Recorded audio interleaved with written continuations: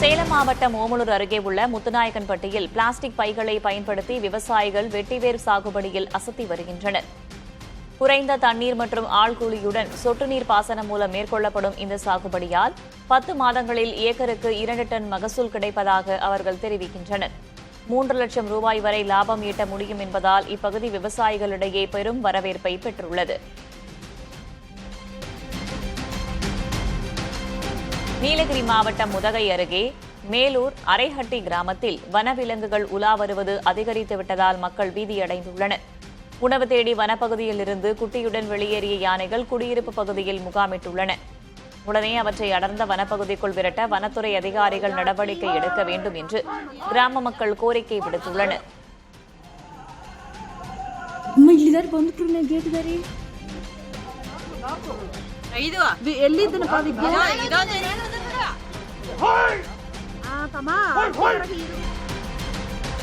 புதுக்கோட்டை அரசு மருத்துவக் கல்லூரி மருத்துவமனையில் பணியாற்றும் செவிலியர்கள் தங்களது கோரிக்கைகளை வலியுறுத்தி 2வது நாளாக பணி புறக்கணிப்பு போராட்டத்தில் ஈடுபட்டனர். தொகுப்பூதிய முறையை ரத்து செய்தல், பணி நிரவல் முறையை கைவிடுதல், காலி பணியிடங்களை நிரப்புதல் மற்றும் புதிய பணியிடங்களை உருவாக்குதல் உள்ளிட்ட பல்வேறு கோரிக்கைகளை வலியுறுத்தி அவர்கள் மருத்துவமனை வளாகத்தில் முழக்கங்களை எழுப்பினர்.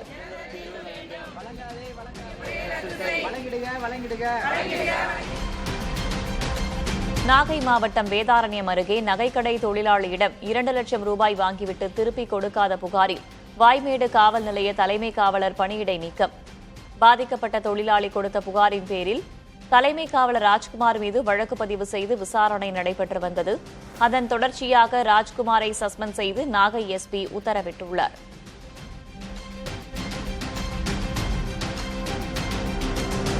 திருப்பத்தூர் மாவட்டம் வாணியம்பாடி பெருமாள்பேட்டை பகுதியில் உள்ள பழைய பொருட்கள் வைக்கும் குடோனில் திடீரென தீ விபத்து ஏற்பட்டது. கேஸ் வெல்டிங் மூலம் பொருட்களை உடைக்கும் போது திடீரென தீ பிடித்ததாக கூறப்படுகிறது. கரும்புகையுடன் கொழுந்துவிட்டு எரிந்த தீயை தீயணைப்புத் துறையினர் விரைந்து வந்து போராடி அணைத்தனர். இச்சம்பவம் குறித்து வாணியம்பாடி நகர காவல்துறையினர் வழக்கு பதிவு செய்து விசாரணை நடத்தி வருகின்றனர்.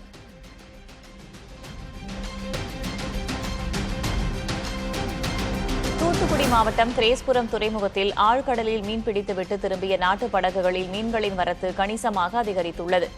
ஏலக்கூடத்தில் மீன்களை வாங்க பொதுமக்களும் வியாபாரிகளும் அதிக அளவில் குவிந்தனர்.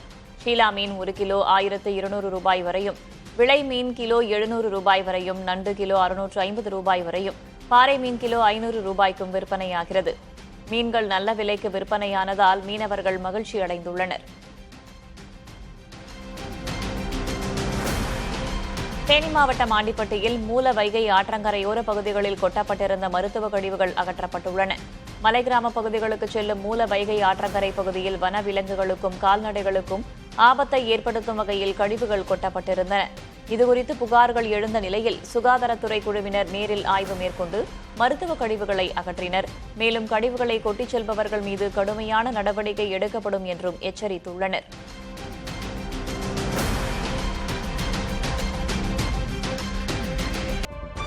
டெல்லியில் நடைபெற்ற இளைஞர் போராட்டங்களை அடுத்து மகாராஷ்டிராவில் ஜென்சி இளைஞர்களை கவர முதல்வர் தேவேந்திர பட்னவிஸ் தலைமையிலான பாஜக கூட்டணி அரசு தீவிர நடவடிக்கைகளை தொடங்கியுள்ளது.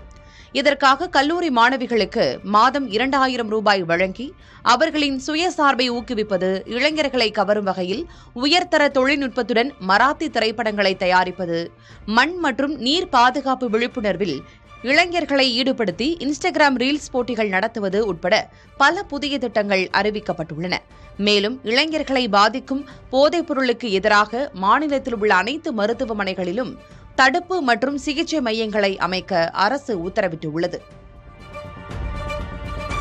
இந்தியாவில் தென்மேற்கு பருவமழை காலத்தில் ஆகஸ்ட் 21 நிலவரப்படி 13 விழுக்காடு மழை குறைவாகவே பெய்துள்ளது என வானிலை மைய புள்ளி விவரங்களில் தெரியவந்துள்ளது. குறிப்பாக ஆந்திரா, ஹரியானா, பீகார், பஞ்சாப், கர்நாடகா ஆகிய மாநிலங்களில் பற்றாக்குறை அதிக அளவு உள்ளது. எனினும் ஒடிஷா, காஷ்மீரில் மட்டும் இயல்பை விட சற்றே மழை அதிகம் பெய்துள்ளது. கடந்த ஜூன் 4ஆம் தேதி தென்மேற்கு பருவமழை தொடங்கிய நிலையில் ஆகஸ்ட் 21 வரை இயல்பான அளவில் 619 மில்லிமீட்டர் மழை பெய்திருக்க வேண்டிய நிலையில் 538 மில்லிமீட்டர் மட்டுமே பெய்திருக்கிறது. பற்றாக்குறை நீடிக்கும் பட்சத்தில் உணவு தானிய விளைச்சல் பாதிக்கும் என அஞ்சப்படுகிறது. சர்க்கரை இறக்குமதிக்கான வரியை இந்தியா முற்றிலும் நீக்கியுள்ள நிலையில் இதை பயன்படுத்திக் கொள்ள பாகிஸ்தான் முனைந்துள்ளது. பாகிஸ்தானில் தற்போது சர்க்கரை உற்பத்தி உபரியாக உள்ள நிலையில் இந்தியாவிற்கு ஏற்றுமதி செய்ய அனுமதிப்பது குறித்து உற்பத்தியாளர்கள் சங்கம் அந்நாட்டு அரசை அணுகியுள்ளதாக தகவல் வெளியாகியுள்ளது. பாகிஸ்தான் உபரியாக 12 லட்சம் டன் சர்க்கரையை வைத்துள்ள நிலையில் வரும் மாதங்களில் இது மேலும் அதிகரிக்கும் நிலை உள்ளது. ஆபரேஷன் சிந்தூருக்கு பிறகு இரு நாடுகளும் பரஸ்பர வர்த்தகத்தை நிறுத்தி வைத்திருந்தாலும் மூன்றாவது நாட்டு வழியாக பொருட்கள் ஏற்றுமதி இறக்குமதி நடந்து வருகிறது.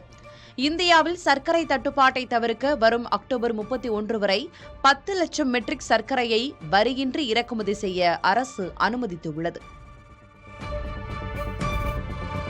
அமெரிக்காவின் கலிபோர்னியா மாநில சட்டமன்றம் இந்த ஆண்டு நவம்பர் 8ஆம் தேதியை தீபாவளி நாளாக அங்கீகரித்து தீர்மானம் நிறைவேற்றியிருக்கிறது. அமெரிக்காவில் இந்தியர்கள் அதிகமாக வசிக்கும் மாநிலங்களில் கலிபோர்னியாவும் ஒன்று. இதன் சட்டமன்ற உறுப்பினர்கள் தர்ஷனா பட்டேல் மற்றும் ஆஷ் கல்ரா ஆகியோர் இந்த தீர்மானத்தை கொண்டு வந்தனர். இந்துக்கள், சீக்கியர்கள், பௌத்தர்கள் மற்றும் ஜெயினர்களால் உலகளவில் கொண்டாடப்படும் தீபாவளி திருநாள் கொண்டாட்டங்களில் கலிபோர்னியா வாழ் மக்கள் அனைவரும் பங்கேற்று மகிழ்ச்சியை பகிர்ந்து கொள்ள வேண்டும் என்றும் தீர்மானம் அழைப்பு விடுத்திருக்கிறது. மேட்டூர் அணையை மத்திய நீர்வளத்துறை ஆணைய உறுப்பினர் யோகேஷ் பைத்தங்கர் நேரில் ஆய்வு செய்தார். அணையின் வலதுகரை பகுதியில் உள்ள பவளவிழா கோபுரத்திலிருந்து நீர்த்தேக்க பகுதிகளை பார்வையிட்டார். தொடர்ந்து மேட்டூர் அணையின் தற்போதைய நீர்மட்டம், நீர் இருப்பு, அணைக்கு வரும் நீர்வரத்து உள்ளிட்ட விவரங்களை கேட்டறிந்தார்.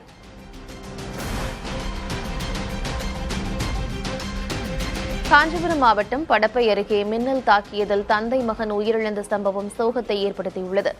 திருவஞ்சூர் கிராமத்தைச் சேர்ந்தவர் சங்கர் என்பவர் தனது மகன் சந்திராவை பள்ளியிலிருந்து சைக்கிளில் அழைத்து சென்ற போது இந்த சம்பவம் நிகழ்ந்துள்ளது.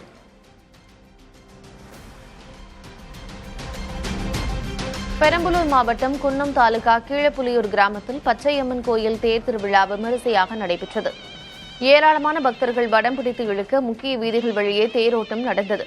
மேலும் கோயில் அருகில் அமைக்கப்பட்ட பூக்குழியில் இறங்கி பக்தர்கள் நேர்த்திக்கடன் செலுத்தினர். கடலூர் மாவட்டம் சி சாத்தமங்கலம் நேரடி நெல் கொள்முதல் நிலையத்தில் மழையில் நனைந்து 15,000 நெல் மூட்டைகள் சேதமடைந்தன.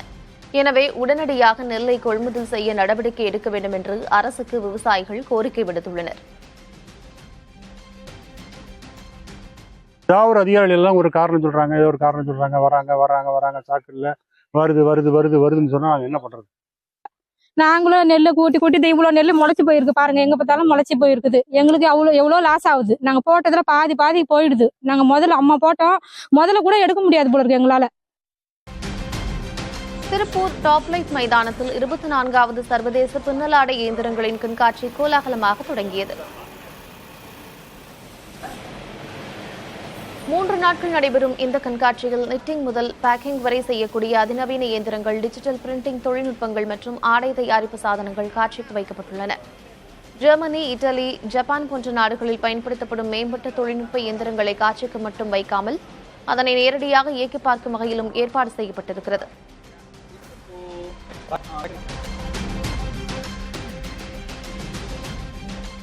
செங்கல்பட்டு மாவட்டம் ஒத்திவாக்கத்தில் காவல்துறை சார்பில் மாநில அளவிலான துப்பாக்கிச் சுடும் போட்டி நடைபெற்றது. ரைபிள், பிஸ்டல், ஸ்டன்கன் உள்ளிட்ட பிரிவுகளில் நடத்தப்பட்ட போட்டியில் 338 பேர் பங்கேற்றனர். ஆண்கள் பிரிவில் மத்திய மண்டல அணியும், பெண்கள் பிரிவில் சென்னை மாநகர காவல் அணியும் ஒட்டுமொத்த சாம்பியன்ஷிப் பட்டத்தை வென்றன. சிறந்த துப்பாக்கிச் சுடும் வீரர்கள், வீராங்கனைகளுக்கும் பதக்கங்கள் வழங்கப்பட்டன. காவல்துறை தலைமை இயக்குநர் மகேஷ்குமார் அகர்வால் வெற்றி பெற்றவர்களுக்கு பதக்கங்கள், சுழற்கேடயங்களை வழங்கினார்.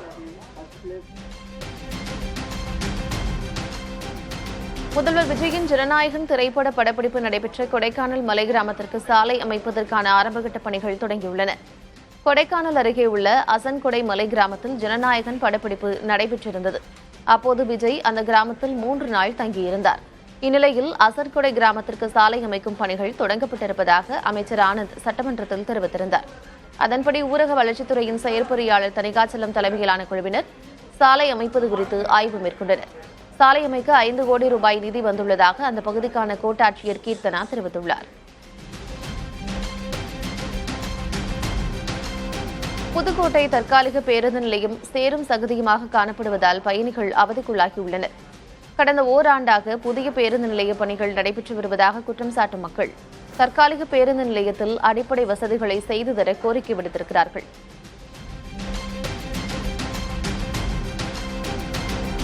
திருவாரூர் மாவட்டம் திருமக்கோட்டையில் குண்டும் குழியுமாக உள்ள சாலையை சீரமைக்க வலியுறுத்தி 6 கிராமங்களைச் சேர்ந்த மக்கள் கடைகளை அடைத்து மறியல் போராட்டத்தில் ஈடுபட்டனர். இதனால் அந்த பகுதியில் சுமார் 2 மணி நேரம் போக்குவரத்து பாதிக்கப்பட்டது. திருமக்கோட்டையிலிருந்து பாளையங்கோட்டை வரை உள்ள தார் சாலை பல ஆண்டுகளாக சேதமடைந்திருந்த நிலையில் அதனை சீரமைப்பதாக கூறி பள்ளங்களை மட்டும் தோண்டிய அதிகாரிகள் மேற்படி பணிகள் எதையும் செய்யாமல் கிடப்பில் போட்டதாக மக்கள் புகார் தெரிவிக்கிறார்கள். இதனால் அவசர ஊர்தி கூட வந்து செல்ல முடியாத நிலை இருப்பதாக அவர்கள் கவலை தெரிவிக்கின்றனர். புதுச்சேரி கடற்கரையில் வண்ணமயமான பலூன்கள் மற்றும் பட்டங்கள் பறக்கவிடப்பட்ட நிகழ்வு சுற்றுலா பயணிகளையும் உள்ளூர் மக்களையும் வெகுவாக கவர்ந்தது. 10 நாள் கலை, இசை மற்றும் உணவு திருவிழாவின் ஒரு பகுதியாக நடைபெற்ற நிகழ்வில் சாண்டா கிளாஸ், தவளை மற்றும் விலங்கு வடிவத்திலான பலூன்களை குழந்தைகள் மகிழ்ச்சியுடன் கண்டு ரசித்தனர். இரவில் முதல்வர் ரங்கசாமி கலந்து கொண்ட வானவேடிக்கை நிகழ்ச்சியையும் பொதுமக்கள் உற்சாகமாக கண்டு ரசித்தனர்.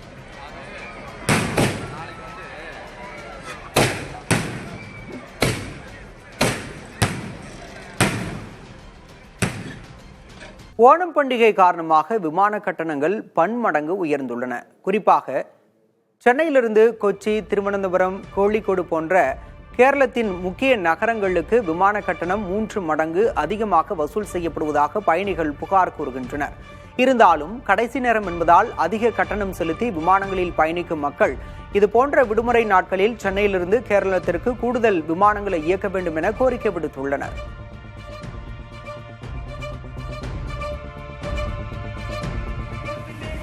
கேரளாவில் ஓணம் பண்டிகை கொண்டாடப்படுவதை முன்னிட்டு தமிழகத்திலிருந்து கேரளாவுக்கு கொண்டு செல்லப்படும் பால் எல்லைச் சாவடிகளில் சோதனைக்கு உட்படுத்தப்படுகின்றது. ஃபார்மலின் போன்ற நச்சு ரசாயனங்கள் கலக்கப்படுவதை தடுக்கும் நோக்கத்தில் உணவு பாதுகாப்பு துறையினர் தீவிர சோதனையில் ஈடுபட்டுள்ளனர். தினசரி லட்சக்கணக்கான லிட்டர் பால் மற்றும் காய்கறிகள் அனுப்பப்படும் நிலையில் நடமாடும் ஆய்வகங்கள் மூலம் மாதிரிகள் பரிசோதிக்கப்பட்டு ரசாயனம் கலந்திருந்தால் டேங்கர்கள் உடனடியாக திருப்பி அனுப்பப்பட்டு வருகின்றன.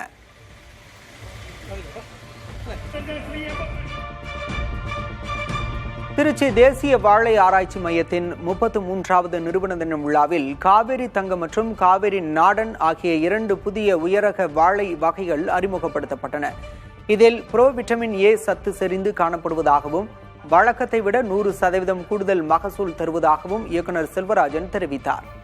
நாடு முழுவதும் 112 விவசாயிகளுக்கு ஏற்கனவே வழங்கப்பட்டுள்ள இந்த ரகங்கள் இந்தியாவின் வாழை உற்பத்தியை 38.32 மில்லியன் டன்னாக உயர்த்த பங்களித்துள்ளன.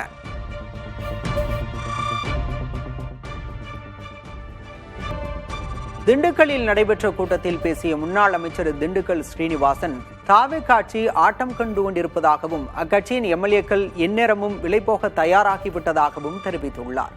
மேலும் தமிழகத்தில் சட்டம் ஒழுங்கு சீர்குலைந்துள்ளதாகவும் கட்சி தலைமைக்கு துரோகம் இழைப்பவர்கள் மீது கடுமையான நடவடிக்கை எடுக்கப்படும் என்றும் திண்டுக்கல் ஸ்ரீனிவாசன் எச்சரித்தார். கார் இல்லைன்னு வருத்தப்படுறதில்லை, இல்லாதவங்களும் வருத்தப்படுறதில்லை, இப்படி இருக்கு. ஆனால் இன்னைக்கு கார்களை கொடுத்து அந்த எம்எல்ஏக்களை வசப்படுத்துகிறார் என்று சொன்னால் எந்த நேரமும் டிவிக்கு எம்எல்ஏக்கள் விலை போக தயாராகிவிட்டார்கள். ஸ்டாலினுடைய அம்புக்கு அவர்கள் பலியாகிவிட்டார்கள். வெறும் 107 எம்எல்ஏக்கள், 108 ஒரு குறைஞ்சா 107 எம்எல்ஏ வைத்திருக்கிற விஜய் ஆட்சி ஆட்டம் கண்டு கொண்டிருக்கிறது. அண்ணா பல்கலைக்கழகத்தில் துணைவேந்தர் பணியிடம் நீண்ட காலமாக காலியாக இருப்பதால் நிர்வாக பணிகள் கடும் பாதிப்பிற்கு உள்ளாகியிருக்கின்றன. கோப்புகளை ஒப்புதலுக்கு அனுப்பும் ஒருங்கிணைப்பு குழுவின் நடைமுறைகளால் கோப்புகள் கையெழுத்தாக மாத கணக்கில் தேங்கி கிடக்கின்றன. இதனால் பல்கலைக்கழகத்தின் கல்விசார் மற்றும் நிர்வாக செயல்பாடுகள் முடங்கியிருப்பதாக பேராசிரியர்கள் கவலை தெரிவித்திருக்கின்றனர். துணைவேந்தரை விரைந்து நியமிப்பதே இதற்கு நிரந்தர தீர்வாக அமையும் என வலியுறுத்தப்படுகிறது.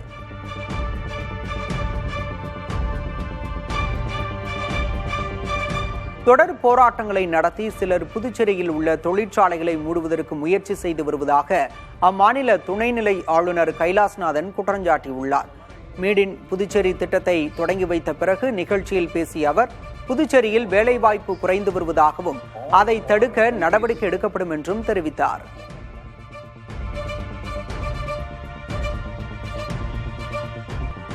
பாரதிய ஜனதா புற்றுநோய் போன்றது என நடிகர் பிரகாஷ்ராஜ் கடுமையாக விமர்சித்துள்ளார். சென்னை நந்தனம் YMCA மைதானத்தில் நடைபெற்ற அரசமைப்பு சட்ட பாதுகாப்பு மாநாட்டில் பேசிய நடிகர் பிரகாஷ்ராஜ் உலகில் எங்கும் ஜனநாயகம் இல்லை என தெரிவித்தார். மேலும் இளைஞர்களை நம்புவதாகவும் வரவிருக்கும் ஆண்டுகளில் ஆளும் கட்சியின் மீதுள்ள கோபத்தில் பாஜக வீழ்த்தப்படும் என்றும் அவர் தெரிவித்தார்.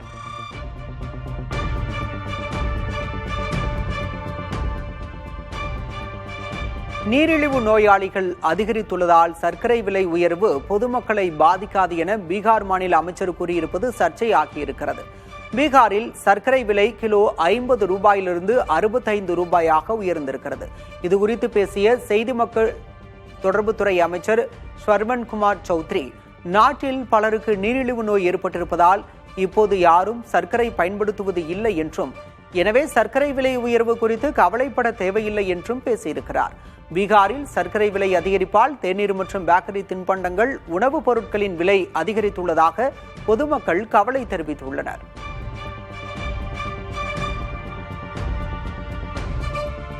அயோத்தி ராமர் கோயில் கட்டுமானத்தில் கட்டுமான குழு தலைவர் நிருபேந்திர மிஸ்ரா தன்னிச்சையாக முடிவெடுத்ததாக ராம ஜென்மபூமி அறக்கட்டளையின் முன்னாள் பொதுச் செயலர் சம்பத் ராய் குற்றம் சாட்டியுள்ளார். ராமர் கோயில் கட்டுமானம் குறித்து 9 பக்க அறிக்கை வெளியிட்டுள்ள சம்பத் ராய், அறக்கட்டளையின் பிற உறுப்பினர்களின் ஆலோசனைகளை புறக்கணித்து கட்டுமானம் குறித்து நிருபேந்திர மிஸ்ரா தன்னிச்சையாக அனைத்து முக்கிய முடிவுகளையும் மேற்கொண்டுள்ளதாக கூறியிருக்கிறார். நிருபேந்திர மிஸ்ரா தனக்கு சாதகமானவர்களுக்கே முக்கிய பொறுப்புகளை வழங்கியதாகவும் அவர் குற்றம் சாட்டியுள்ளார்.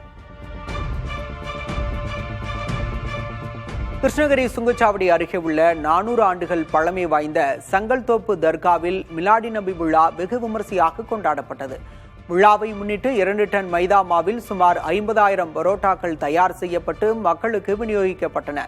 இதில் ஆந்திரா, கர்நாடகாவிலிருந்து வருகை தந்திருந்த ஆயிரக்கணக்கான மக்களுக்கு சாதி மத வேறுபாடின்றி பரோட்டாக்கள் பிரசாதமாக வழங்கப்பட்டன.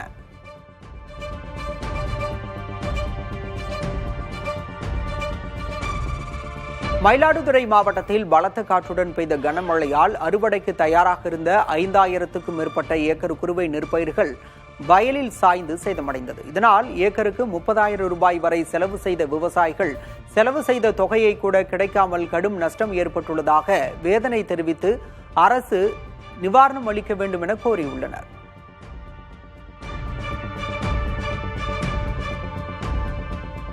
இன்சூரன்ஸ் அது இல்லாமல் இப்போ குருவை எங்கே பார்த்தாலும் பாதிச்சிருக்கு. இந்த மழையும் பெய்யலாம் வறண்டு காஞ்சி போய் சருகா வேற கிடக்கு நிறைய இடத்துல. இதெல்லாம் கணக்கெடுத்து வறட்சி மாவட்டமாக அறிவிச்சு எங்களுக்கு உரிய நிவாரணம் வழங்கணும்னு கேட்டுக்கிறோம். திருவாரூர் மாவட்டம் கொரடாச்சேரி மற்றும் அதன் சுற்றுவட்டார பகுதிகளில் நிலவும் அதீத வெப்பம் மற்றும் நீர்மின் பற்றாக்குறை காரணமாக ஆயிரக்கணக்கான தென்னை மரங்கள் கருகும் நிலை ஏற்பட்டுள்ளது. இதனால் தேங்காய் மகசூல் பெருமளவில் குறைந்துள்ளதாக விவசாயிகள் வேதனை தெரிவித்துள்ளனர். சந்தையில் தேங்காயின் விலை கிலோ 100 ரூபாயை தாண்டி விற்கப்பட்டு வருவது பொதுமக்களை பாதித்துள்ளது.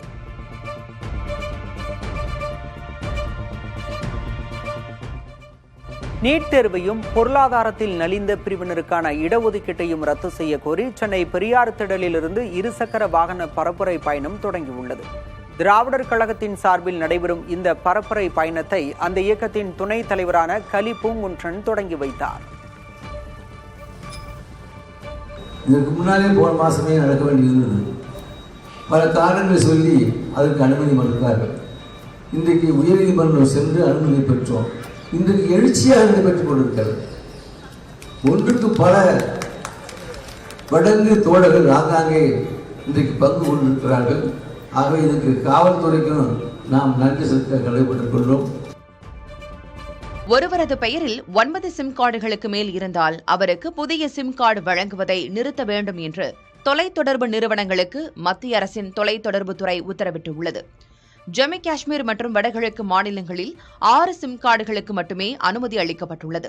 இந்த புதிய நடைமுறை திங்கட்கிழமை முதல் அமலுக்கு வருகிறது. இதற்காக மத்திய அரசின் டிஜிட்டல் இன்டெலிஜென்ஸ் பிளாட்ஃபார்ம் வாயிலாக வாடிக்கையாளர்களின் விவரங்கள் ஒருங்கிணைக்கப்பட்டு சரிபார்க்கப்படும். அனுமதிக்கப்பட்ட எண்ணிக்கையை தாண்டி புதிய சிம் கார்டு வாங்குவது கண்டறியப்பட்டால் அந்த இணைப்பு உடனடியாக முடக்கப்படும். இதற்கான தொழில்நுட்ப மாற்றங்களை மேற்கொள்ள தொலைத்தொடர்பு நிறுவனங்களுக்கு நவம்பர் 30ஆம் தேதி வரை அவகாசம் வழங்கப்பட்டுள்ளது. ஆன்லைன் மோசடிகள் மற்றும் தவறான பயன்பாடுகளை தடுக்கவே இந்த நடவடிக்கை எடுக்கப்பட்டுள்ளதாக அதிகாரிகள் தெரிவித்துள்ளனர். திருவண்ணாமலை மாவட்டம் வந்தவாசியில் பேருந்து படிக்கட்டுகளில் ஆபத்தான முறையில் மாணவர்கள் பயணம் மேற்கொள்வது குறித்து செய்தி புதிய தலைமுறையில் வெளியான நிலையில் மாணவர்களுக்கான விழிப்புணர்வு மற்றும் வழிகாட்டுதல் நிகழ்ச்சி நடத்தப்பட்டது. இந்நிகழ்ச்சியை பள்ளிக்கல்வித்துறை, காவல்துறை மற்றும் போக்குவரத்து துறை அதிகாரிகள் இணைந்து நடத்தினர். வந்தவாசி அரசு ஆண்கள் மேல்நிலைப் பள்ளியில் நடைபெற்ற இந்நிகழ்ச்சியில் மாணவர்களுக்கு பாதுகாப்பான பயணம் குறித்து அறிவுரைகள் வழங்கப்பட்டன. அத்தோடு நேரடியாக பேருந்துக்கு மாணவர்களை அழைத்து சென்று பாதுகாப்பாக வீட்டுக்கு அனுப்பி வைக்கும் நடவடிக்கைகளிலும் ஈடுபட்டனர்.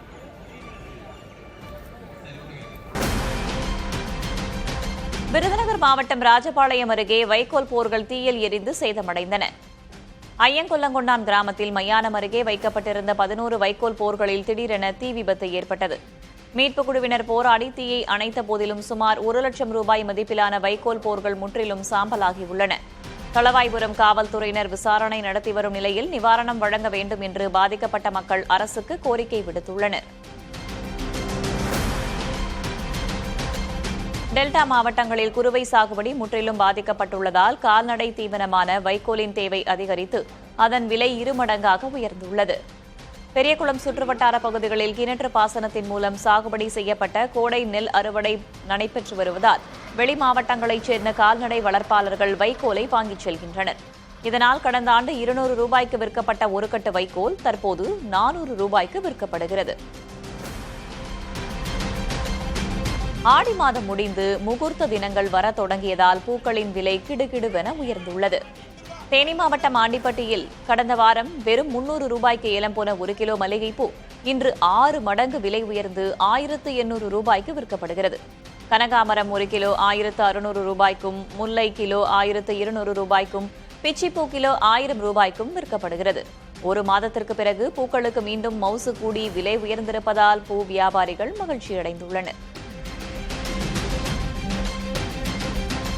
புதுக்கோட்டை மாவட்டம் கரம்பக்குடி அருகே உள்ள கருமாலை தெருவில் கடந்த 5 நாட்களாக குடிநீர் விநியோகம் செய்யப்படவில்லை என கூறி அப்பகுதி மக்கள் போராட்டத்தில் ஈடுபட்டனர். காலி குடங்களுடன் கரம்பக்குடி அம்புக்கோவில் சாலையில் திடீர் மறியலில் ஈடுபட்டனர். இதனால் அப்பகுதியில் சிறிது நேரம் போக்குவரத்து பாதிக்கப்பட்டது. தகவல் அறிந்து வந்த அதிகாரிகள் பேச்சுவார்த்தை நடத்தி பிறகு அவர்கள் கேட்டுக்கொண்டதை அடுத்து பொதுமக்கள் போராட்டத்தை கைவிட்டு கலைந்து சென்றனர். செங்கல்பட்டு மாவட்டம் திருப்போரூர் அருகே கூலிப்படையை ஏவி தங்கையின் காதலரை கொலை செய்ததாக இளைஞர் கைது செய்யப்பட்டுள்ளார். தையூர் பகுதியில் பிரவீன்குமார் என்ற இளைஞர் அதே பகுதியைச் சேர்ந்த பெண் ஒருவரை காதலித்து வந்துள்ளார். இதுகுறித்து அறிந்த பெண்ணின் தந்தை ஏழுமலை மற்றும் சகோதரர் கௌதம் கூலிப்படை மூலம் பிரவீன்குமார் மீது தாக்குதலை கட்டவிழ்த்துள்ளனர். இதுகுறித்து கொலை வழக்கு பதிவு செய்த கீழம்பாக்கம் காவல்துறையினர் கௌதம் உட்பட 4 பேரை கைது செய்துள்ளனர். இதற்கிடையே கொலைக்கு நீதி கேட்டு இளைஞர்கள் OMR சாலையில் திடீர் மறியலில் ஈடுபட்டனர். சுமார் 2 மணி நேரம் போக்குவரத்து பாதிக்கப்பட்ட நிலையில் காவல்துறையின் உத்தரவாதத்தை அடுத்து அவர்கள் கலைந்து சென்றனர்.